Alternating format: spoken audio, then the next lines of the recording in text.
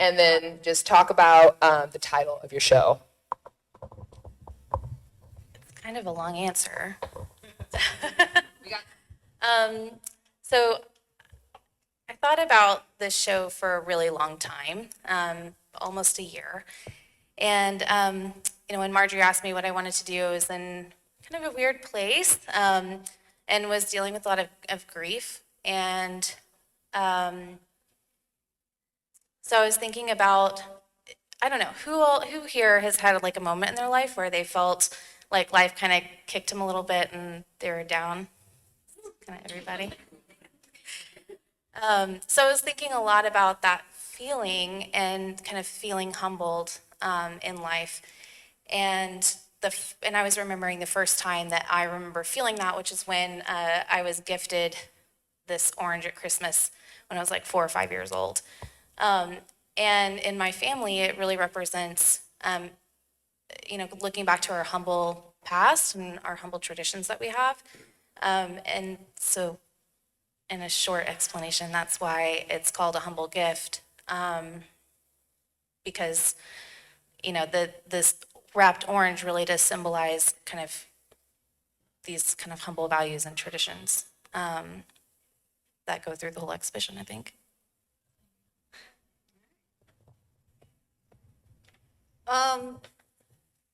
My show is titled The Soft Parts. The work kind of came first and then the title came. The work showed me that I was interested in body parts, both male and female. And so once I started making the work, there they were. So this piece came about. I saw the lips. See how the negative space became lips. So then I lovingly call my husband Pillow Lips. He has these beautiful pillow lips. So at first I was calling it, Pillow Lips and Other Soft Parts, but we just narrowed it down to soft parts. So that's where it came from. No, thank you. I think it's important to, we're kind of having a dual talk here, so I want to make sure I'm kind of actively differentiating. And so, this is a question for both of you. How did y'all get into art? And can you talk about your practice kind of from your early years in terms and kind of where you're at now? Start? Okay, sure.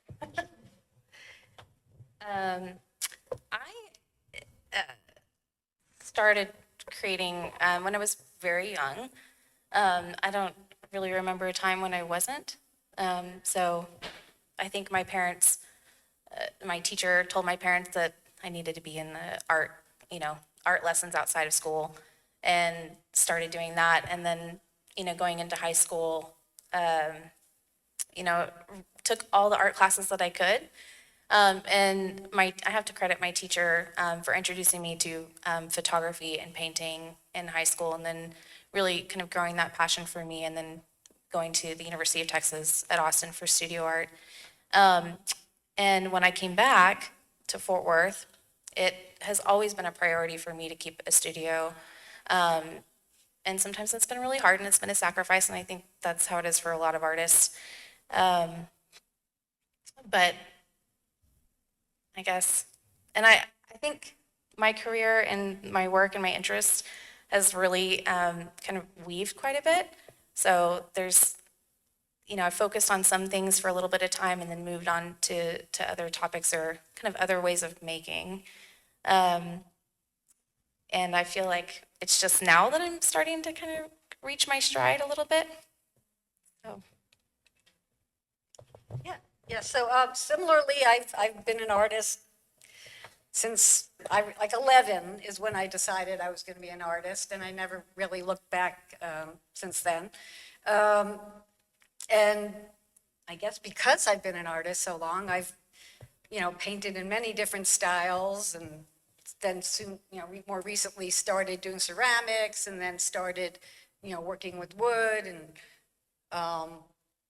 so I think that's all I need to say on that topic. Yeah. It's been going on. No, this is good. I'm priming you. Yeah. So we're warming up here.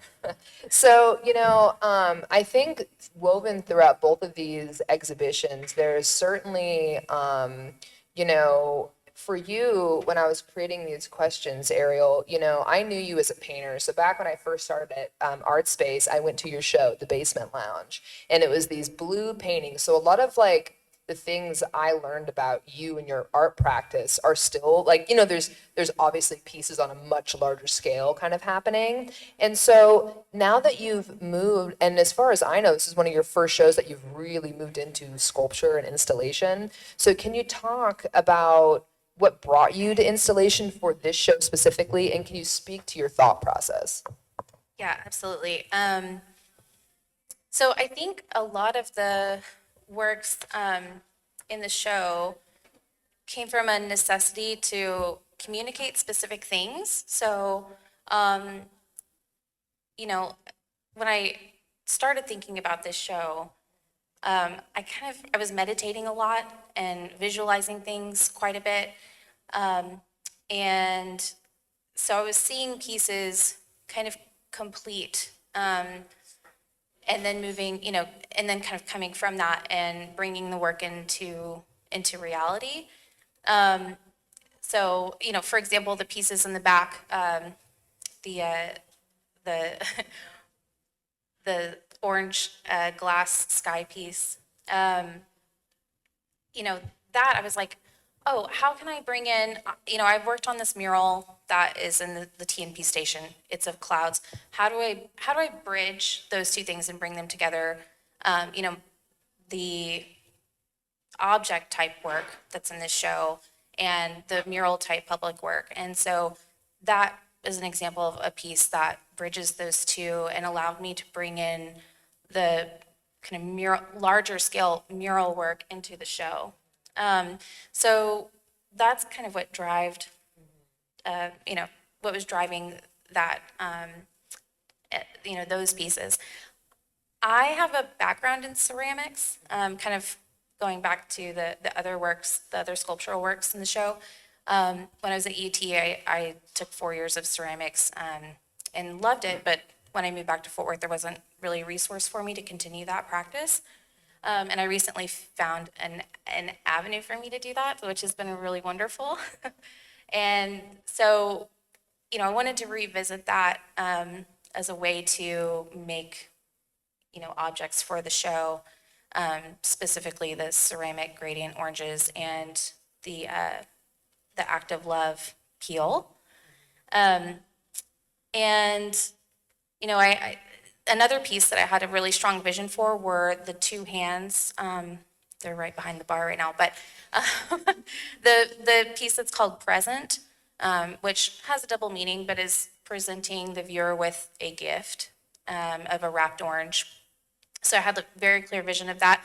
I grew up Catholic, so there in this show are kind of nods to that, that part of my life. And that's one of them. So, the act of, it's actually like receiving communion, but mine is giving. And so I knew I needed to make hands. I needed to make a sculptural element of hands. And thank goodness I have a good friend, Bernardo Ballerino, who does this all the time. And he helped me. So it was a really great Thanks, Bernardo. Journey of discovery and working with, some new materials. And so Stella, I kind of have, but it's kind of a different question for you. And so this one, and I'm just going to go right into it. So in terms of also kind of working in this 2D and also a 3D translation, tongue in cheek, if you will, how does your work with subversion of the body in terms of power in this exhibition? So kind of starting with your 2D work and then that transference to sculpture, what are you thinking about? I wasn't sure I understood the question Okay. because I read it a couple of times because Okay. she gave us the questions ahead of time. No surprises. Subversion of I'm not sure where you're. So I see, like, you talk a lot in your artist statement, you talk about the body and how this form of the you and the hand. So how do you work with the figure? I just see you you're like this tiny person who makes these big sculptures and these big works. And so how does space and the body, I don't know, I just see like this like powerful, you know, you have this very concise idea in terms of form. So I'm just kind of wondering what you're thinking about as you're using these forms. To me, they just seem powerful. Well, I have height envy, for sure, you know. Yeah. I know. So, you know, yes, I'm gonna want, you know, I want to create, you know, large things. Maybe, yeah, because of that, like I'm small and I always feel like I, you know, overlooked or, you know, don't take up a lot of space. So I want to create work that's, you know, bigger than me and maybe has more of a presence than I do. And then also just talking about kind of like the underlying, kind of like just political landscape we're in. I feel like that was a conversation of like the soft parts and the pillow lips and putting, Yeah. I guess, women in power in terms of art is maybe kind of what I was, you know, Yeah. wondering about your thoughts on. Right. You know, there's a lot there. When I was, one of the questions you asked was who are my influences, and this is skipping around, but it will come back. And I was making a list of all the artists that influenced me, and they were all men, every single one, except maybe one, Agnes Martin. I came up with Agnes Martin, of course she's there, but you know, so did I grow up wishing I was a man? Certainly. I wanted to be an artist. You know, I had no role models. Agnes Martin wasn't on my radar. Did that make me almost, maybe that's what made me who I am today, you know? And I kind of feel like this work showed me that I feel like I'm a little bit of both, you know? I'm married, I'm a woman, yes, but do I feel like I have male characteristics? Yes, because I wanted to be a man. I wanted to be every bit as strong as a man, have the power that a man had, have all the advantages. I'm 61, so maybe you know, women before me must have had it really hard. And so women hopefully coming up after me or will have it less hard. So this work definitely addresses that kind of both kind of like it's a little male, it's a little female, it's both, it's playing with both. Yeah. No. I want to say something. So, talking about like women coming, you know, before you having it hard and women coming after you having it, or Yeah, I'm kind of like, I don't know if we have it any easier these days, but. I mean, I think a lot of this show and talking about the political landscape for me is also relevant. You know, I think this show for me was really a way to try to connect with my family, who have very different viewpoints than I do. And, you know, the piece, the value of passing, what is it? Bodily. Passing autonomy. Oh, yeah, the value of passing bodily or autonomous decision-making. Yeah. Sorry, it's a long title. But it's about that kind of too, and that like, you know, women of a certain generation fought for reproductive rights, and the girls that are in my like stepdaughter's generation are gonna, you know, based on what's happened with the overturn of Roe v. Wade, are gonna have to deal with the repercussions of that. And, you know, so in a way, yes, it is about passing of wisdom on the surface level, but also, you know, passing of responsibility of this, of kind of this moment that we're in. So, and it's not just on my stepdaughter's shoulders, it's on all of ours, but, you know, that's in a way like talking about the political landscape too. Yeah. Yeah.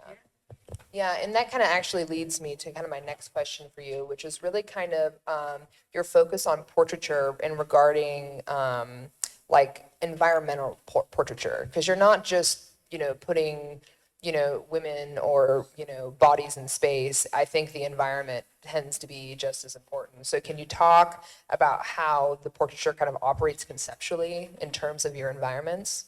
Yeah, absolutely. So, I mean, we can talk about these. You know, I've put these figures into orange groves. So these women, they're full of fruit, and in a sense, this one specifically, I've referenced two kind of things that happen in like kind of biblical references. So the passing of autonomous decision-making references I always call it Genesis, but it's the creation of Adam. Thank you. And then this piece, I think, also kind of represents like Eve in some way, right? And like knowledge. And she's presenting us with kind of two pieces of fruit there. But is also a nod, I think, to my mom, who is very much involved in our, kind of family history and genealogy. But it broadly could be talking about women and kind of tending to knowledge and family. And so for both of you, I have a question. What went wrong? And this is one of my favorite questions to ask. And so I want to know, like, and you talk about failure specifically. So I want to know how you kind of harness that and what do you do when you hit those walls? What went wrong in particular with this exhibit? With this exhibition. I mean, we can go on about life, but we'll keep it narrow to just just this exhibition. I mean, I could tell you which,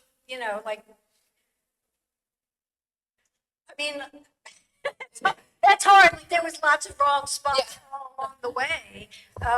Like there's, I don't want to point out which painting I think is a failure, but everybody can think their own thing, right? But along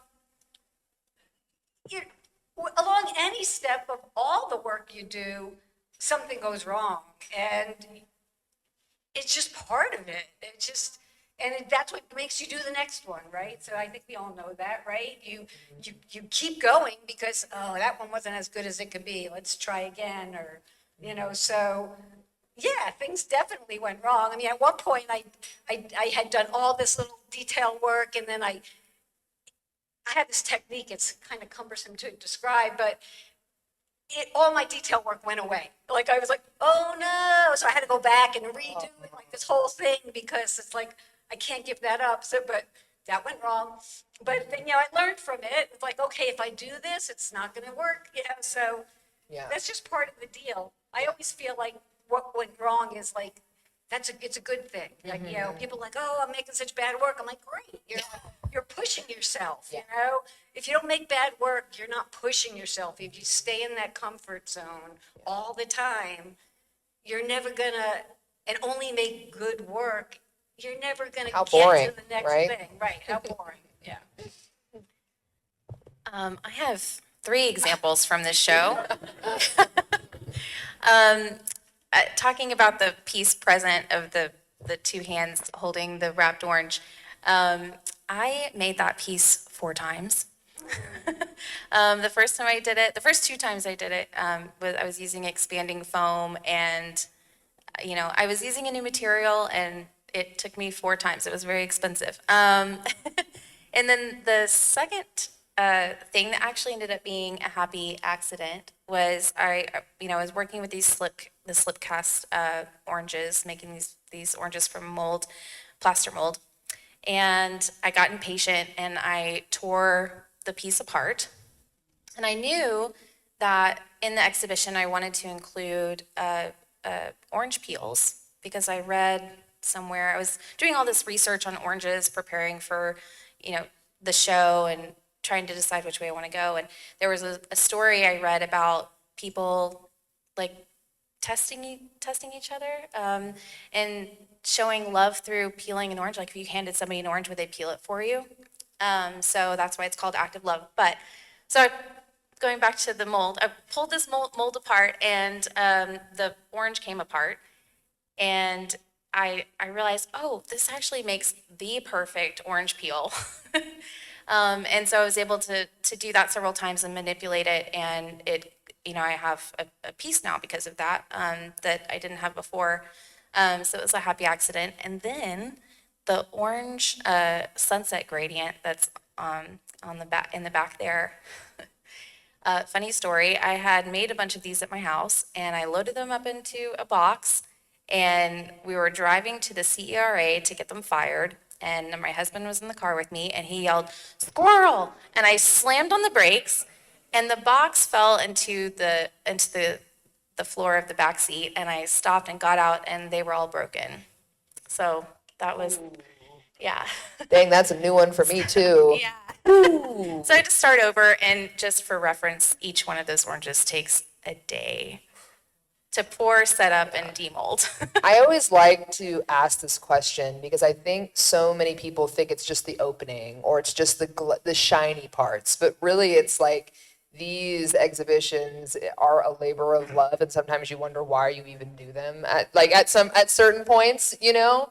And so I always love to give the audience just to like let them know how hard, every feat, every, orange or like I was asking you about, like, how do you make these structures? Like, how the hell do you paint in there? Like, especially for y'all, when you go into that sculpture, please, the name is blanking, but the taller sculpture, like, I'm just like, how do you do that? I have so many questions. And so, yeah, that's always one of my favorite questions to ask. And it was so great. Maggie came in last week and I had a question, and I don't know if I heard the answer, but and just in speaking of like your exploration of oranges, whether that's a painted orange, whether that's an orange on the wall, I wanted to bring it back to art history and ask about the wrapped oranges piece from the Eamon Carter by William Klosky. So how has, that art history has that influenced the show? I mean, I think quite a bit, in a few areas. I didn't necessarily like directly reference that piece when I was making that painting. Of course, I'm from Fort Worth. I have seen that painting a million times, and I'm aware of it. So yes, in some, kind of subconscious way, yes, it found its way into the creation of that particular painting. However, I made these paintings because I wanted to tell a story about about gifts and about gifting oranges, and so it goes from me making the wrapping paper, designing, making these designs, making the wrapping paper, wrapping the oranges, photographing them, so yes, it does reference it, but and I'm aware of it, but it's not like. Yeah, no, she mentioned, I was like, oh yeah, like I need to know that, because my next question is, how has the Fort Worth, how has this Fort Worth arts community influenced your work? Like how has that, so I think about that piece, like and anything else. So you guys want to talk about kind of this kind of legendary history we have here? I know I learn more about it every single day, so I'm really interested to know how it influences you. Okay, Yeah, okay. or we can expand to Texas talk and about it. Austin. Oh, I think it's it's very influential for me. I mean, I think about all the cloud paintings that I've done, and specifically, they definitely fall behind greats like the Getling brothers, and all the work that they've done. I mean, the dome in Bass Hall, and I mean, so it's definitely references, and I'm following in their footsteps for sure. Although it is a different take on clouds, but yeah, I mean, and of course, like with the large painting, the passing of autonomous decision making. I mean, behind that, there was an entire photo shoot of people that came out, that were from the community, our community, that helped me get to that point. So there's, 15 other poses of that exact thing that exist, but not in a painting. So yeah. And I think, Stella, to kind of, harken back to you, our gallery is special because our focus is contemporary art of Texas. And I'm learning as a I'm not from Texas. And so to me, it's like I'm always discovering new things all the time. So let's expand it. How has Texas continued to kind of inspire you throughout your 50-year career? Texas in general.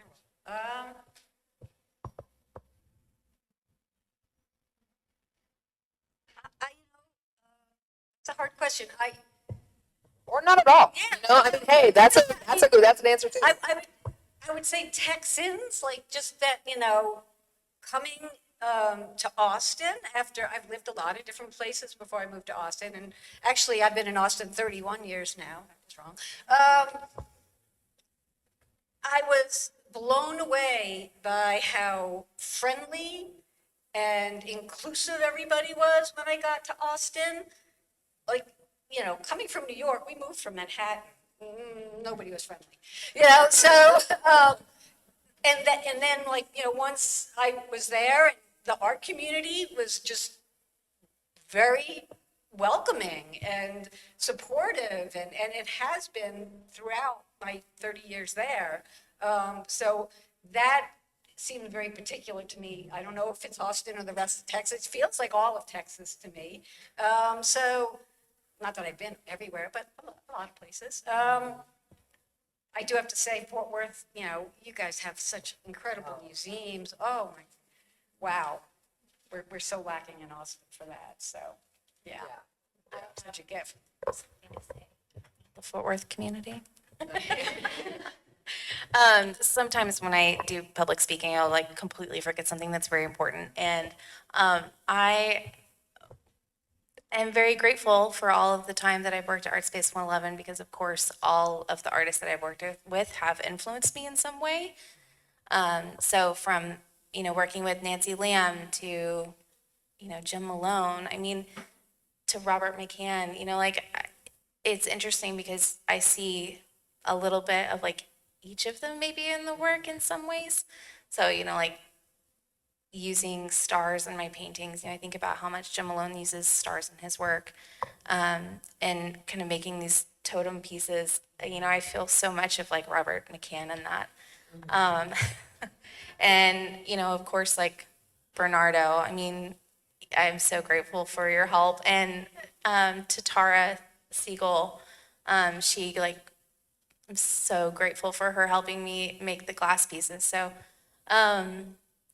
I think it's like I feel a lot of love for sure. Yeah. This place is, incredibly influential, and it's like a gem, in terms of, the Blaggs with that history, the Gentlings going beyond. So, I love that, it's making more space for, women and others. Like, I think that is just something that's going to be really important moving forward. And so, what are you guys working on now? Like, where does it, is there anything from these exhibitions that are like a new point? Are you over it? Like, what's going on? Do you want to go first? I'm already on to my next thing. I'm working on, over the summer, I traveled and I didn't have a studio, so I do a lot of sketching and drawing. And I came up with these shapes that I really liked, and I did a series of them. And so now I'm just in my studio creating little sculptures, smaller ones, before I go bigger. Trying to come up with new ways of building the sculptures. This was a lot of this I had help with, so I'm trying to come up with a new way of building that I don't have to have quite as much help with. So yeah, I'm having fun with that. And more than sculptures, I'm calling them 3D paintings, because I still feel like I'm just painting. But they happen to be dimensional. So, if that makes any sense, but Yeah. I'm happy that you're already working on something. Yeah.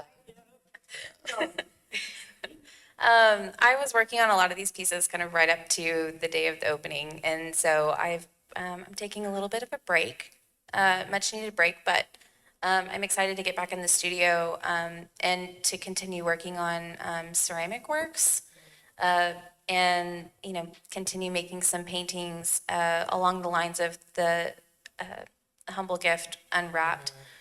So I'll be making a few more of those. Yeah, well, absolutely fantastic. Well, I wanted to open it up to the audience now. So if there are any questions, just kind of raise your hand and we'll go from there. And I'm one, yeah. I think I approached everything in this show from a different point of view. Yeah, it was much more about like the idea and what I wanted to say, and identifying what was the best way for me to do that, and then applying, coming up with a strategy of how I'm going to make that piece. What's the best material I could use? Sometimes, maybe it was much more difficult than I thought, or maybe finding something that was easier for me to use. I learned a lot of new tools. I learned how to use an airbrush.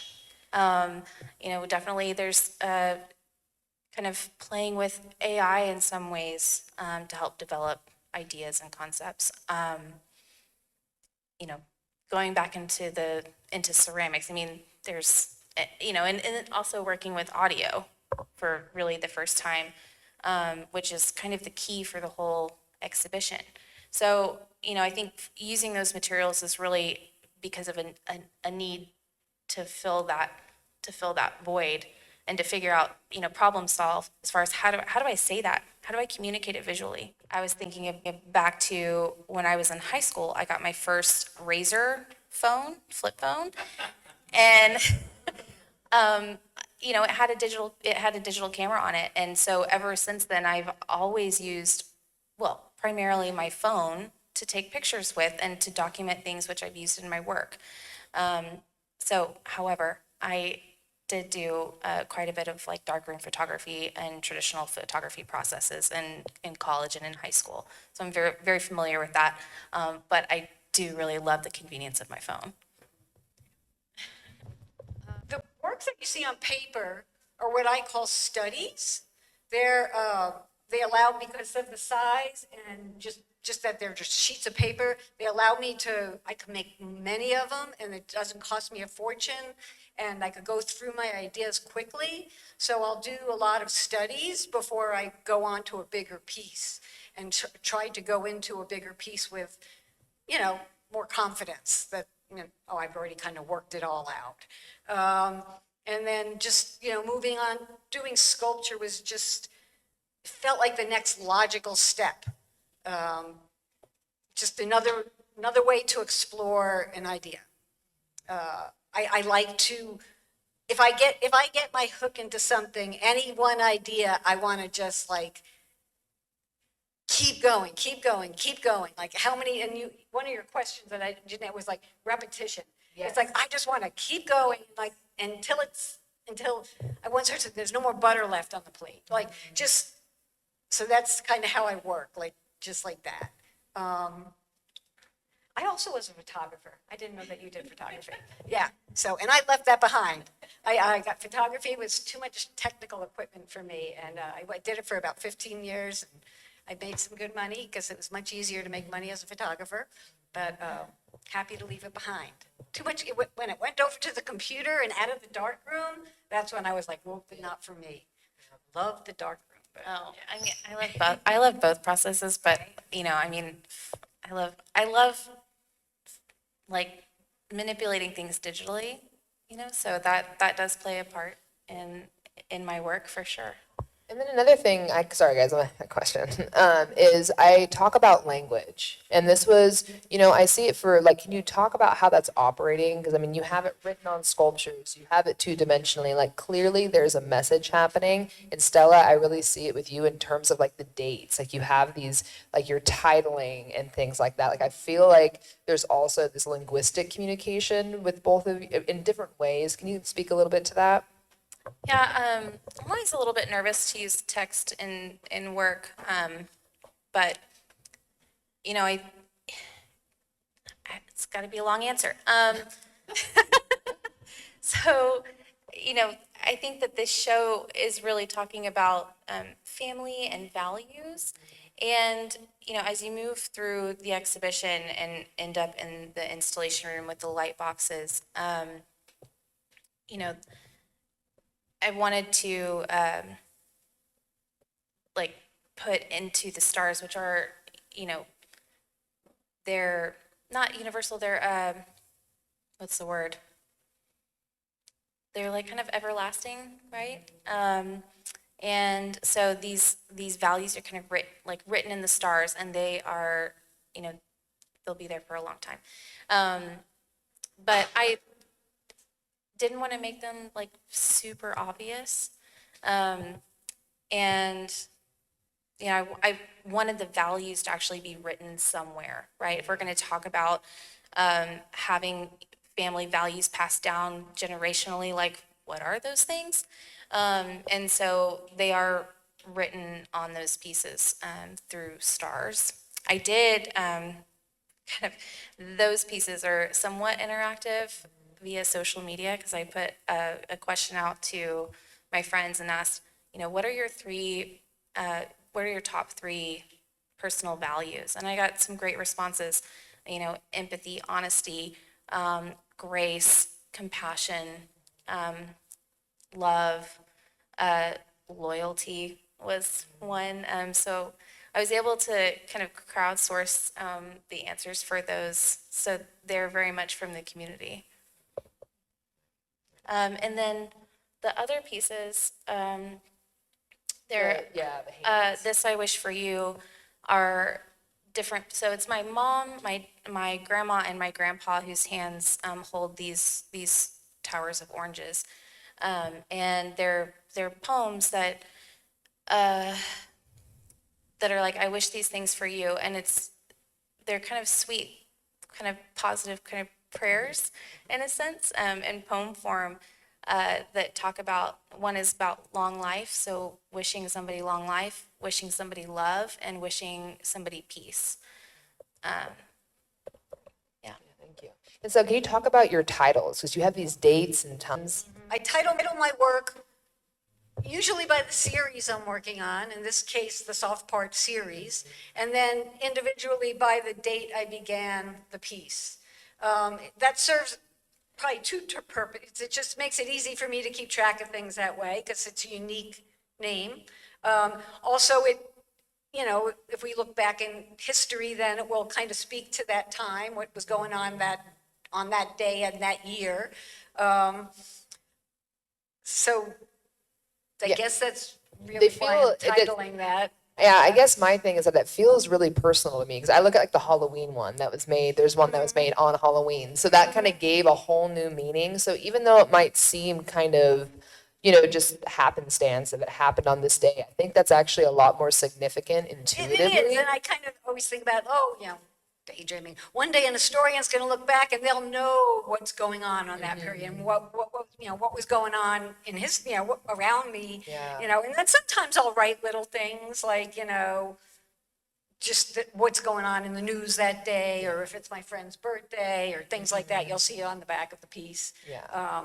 But it's just a way for me to keep track and, It's interesting because there was a couple that came by to see it, and one of them was their anniversary. Yeah, And so, exactly. anyways, I feel like these intuitive things that, you know, it's kind of like when you sing a song, it means one thing, but you sing it to a crowd, it'll mean a million different things to someone. I think that language, you know, whether that's kind of like your own, like what you're taking with you, or just like what you're kind of recording, I think that's like extremely interesting. And I'm sorry I commandeered the conversation, but if we have any other questions, that would be great.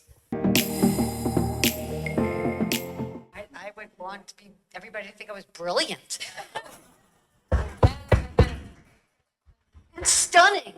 Tall. Yeah. It's tall. I mean, you know. Look at a box. I've always, you know, people are like, oh, she's so cute. I'm like, oh, you know, not. So yeah, hardworking, yeah, all those good things, you know. Yeah, I would think Van Gogh would want to be remembered as like hardworking, brilliant, and not a crazy man. Yeah, although it served him. Yeah. No, I think I echo a lot of those sentiments. I don't know. Yeah, hardworking for sure. Hopefully, like thoughtful. There you go. Yeah. I guess I always think I was thinking about what you said when we first started, which was that you always saw like all these men that were making all these amazing things. And that, when you listed all of your favorite artists, they were like men. And I run into the same issue often. I think a lot about Anselm Kiefer and Takashi Murakami and the way that they work and the way that they have teams that help them, right? And I think, for me, that's like the goal. I want to have a team that helps me make the things that I want to make. But so many of them are men. And so, like, as women, how do we get there? I don't know. What support systems do we have to put in place for ourselves in order to do that, right? Like, I think about those things. Even in terms of gallery programming, right? Like even just being maybe the narrator or the manager or the curator, like there's so many other ways that those systems go to support more just diversity among programming, which is certainly a goal of mine here at ArtSpace. So this year was like, no, this is like, the year we're really, I think, every year it's only my second year. Okay. So let me just say that, but my second year, I'm really looking at, showing and, showcasing and supporting broad voices because, I don't want to do the Helen Frankenthaler thing or the Helma A.F. Klimt thing where 80 years later, wow, they were actually pretty good. Oh, wow, she was actually the first one to do that. You know what I mean? And so I think actively storytelling is a way we do that. That's why I love Artist Talk. That's why I appreciate y'all coming out here because constructing these narratives build those bridges so that recognition comes before, you know what I mean? Not retrospectively. That's my goal. Well, I want to thank you all so much for being here. This is fabulous. Thank you, Ariel. Thank you, Stella. Thanks for being a part of this conversation. Let's give them a round of applause.